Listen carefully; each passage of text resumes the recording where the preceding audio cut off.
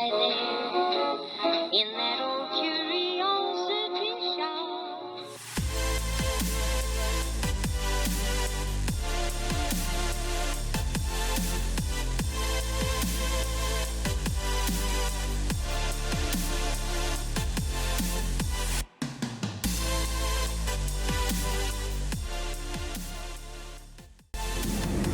Good morning, everyone. I'm Scott from the Old Curiosity Shop, standing on the corner of 8th Avenue and 50-something.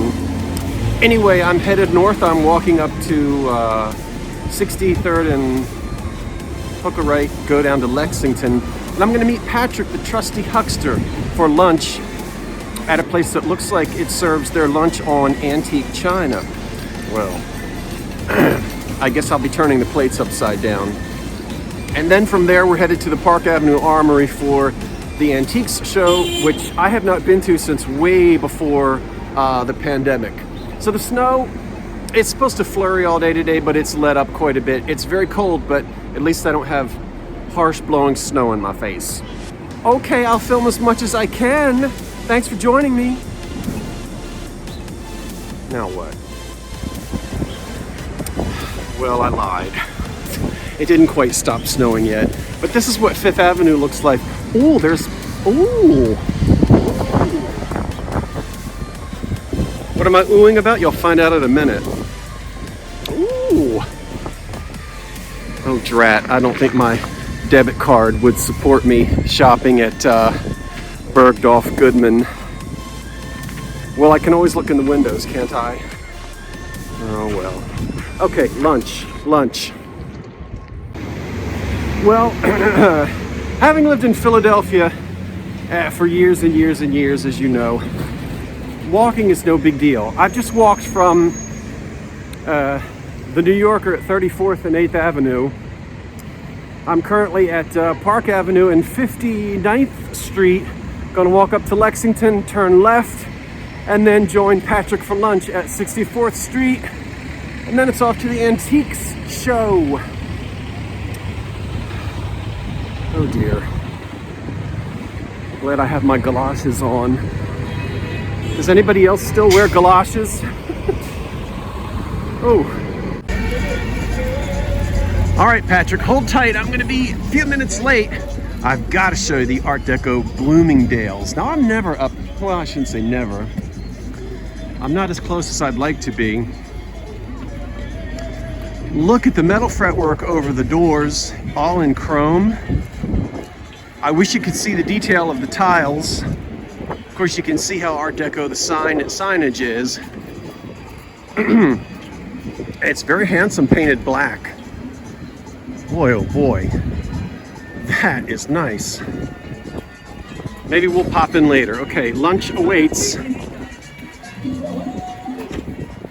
Woo!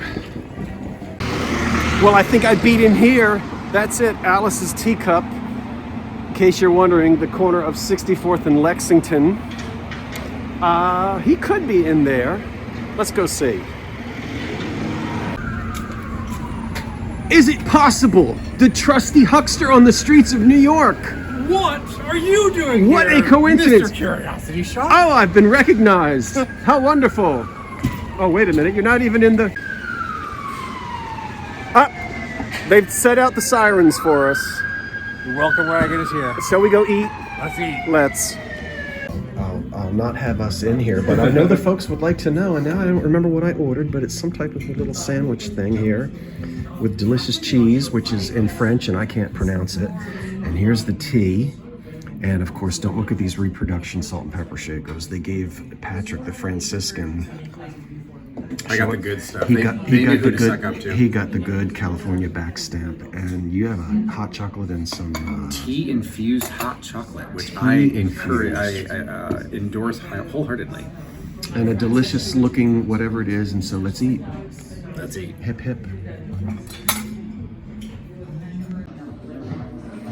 Ready? I'm going. This is one of my favorite hyacinth moments. Oh yeah. You often find traces of lipstick in establishments like this.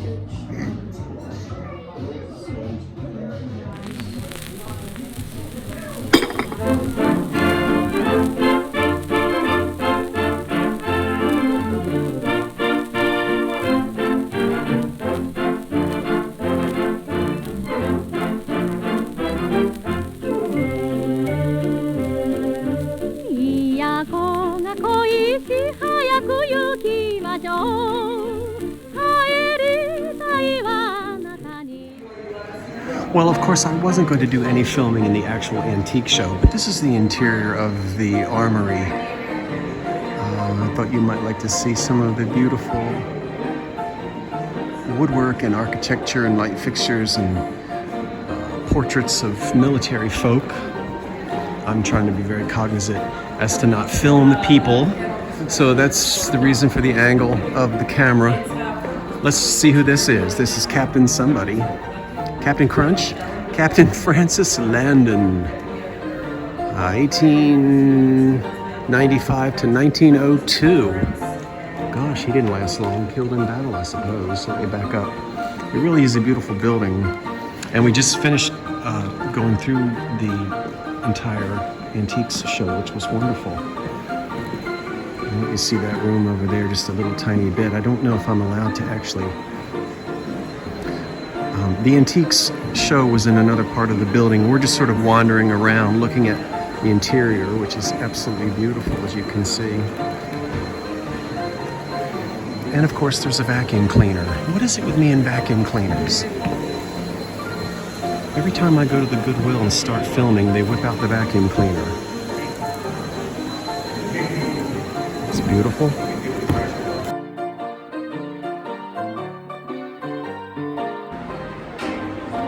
Well, it was wonderful, and it's only here for 5 days, so if you are not anywhere near Manhattan, you better get there. We're leaving the armory now. Obviously, we didn't do any filming inside, but boy, what an education. Oh, it's fantastic. And what a great guy to do this with. Oh, we had a lot of fun. Yeah, we learned each other. And, you know, the interesting thing is, yes, it was $40 to get in. Didn't buy anything. Knew we weren't going to buy. I know I wasn't going to buy anything. Tickets to the event were $40 also.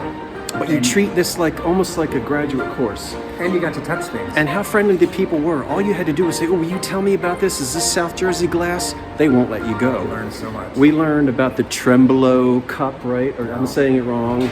We learned about a certain type of wood, the birch, mulberry wood. the mulberry wood that was sort of fumed to give it almost a tiger oak 18th finish. century, yeah. We saw Tiffany lamps, real Tiffany lamps. Oil chandeliers. Whale oil chandeliers made in England at the beginning of the Industrial Revolution. Beautiful paintings. Fabergé. Fabergé. I even think we saw a little bit of anchor hocking and some Hazel Atlas. No, we didn't.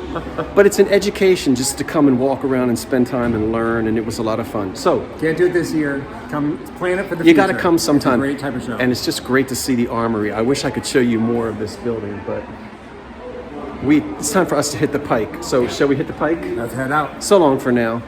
Bye, everybody. Wait for the cat. Well, I will show you. Not a particularly stunning view from my room at the New Yorker Hotel, but you do get to see the wonderful Art Deco frieze, I suppose, or decorative stonework. Now, I'm up on the 26th floor. And, oops, for those of you who know well, hold on now. We're going to go all the way down. Woo! We're on the corner of 34th and 8th Avenue. And so the view here, I think we're looking, I believe we must be looking, we're either looking south or west. And I love looking at the building across the street. Let's zoom in. It's about 4:30. Is anybody working late? I wouldn't be spying on anyone in the shower, but this is a commercial building, some type of a commercial. Oh, look there. There's like a library or something in that particular room. Anyway, that's the view in snowy Manhattan. I'd like for you to see the street, completely the street below. It's very quiet up here. Originally, there were over 2,000 rooms in this hotel. It was renovated and reopened after it had closed for a while in the 1970s. The building construction started in 1928. It was completed in 1930. I would love to go up and see the ballroom, which is conference space now, but all the big bands played here. I'll do a little bit of exploring and show you what I can. Okay, I'm going to take a little bit of a nap. It is the city that doesn't sleep. And I'll be back in a little bit to tell you what's on the agenda for the evening. Thanks for joining me on this little trip to Manhattan. Well, here in the lobby of the New Yorker Hotel, I'll let you read all about the electrical engineering, let's see, the largest private generating plant in the USA, 1929. We'll pause it right here and let you read about that. And the elevators here, the elevator doors are wonderful. So Art Deco. Can you see? That's floors 20 through 40. I don't want to film anyone who would rather not be filmed, so I'm doing my best. The hotel closed at some point, I think in the 1970s. It had been remodeled a little bit. Well, I shouldn't say remodeled. Some of the old beautiful Art Deco details were covered up. And so some of the Art Deco features were covered up, modernized, mid-century, and the place was restored and reopened. I can't remember what year. I stay here. When I come to New York, I do prefer to stay here. There's many reasons why. One, it's right next to Penn Station. So once you arrive, you just walk across the street and there's your hotel. It also has the wonderful TikTok Diner, which is inexpensive and good food, not fine dining, but you're spending enough. So unless you're a foodie, it's a good place to get a nice breakfast. And well, they're open 24 hours a day. And that's to my left. This is, of course, the lobby of the hotel. Yeah, so I just thought I'd let you see. It's very quiet right now. Of course, obviously this isn't the peak tourist time, as you know. Okay, let's venture out.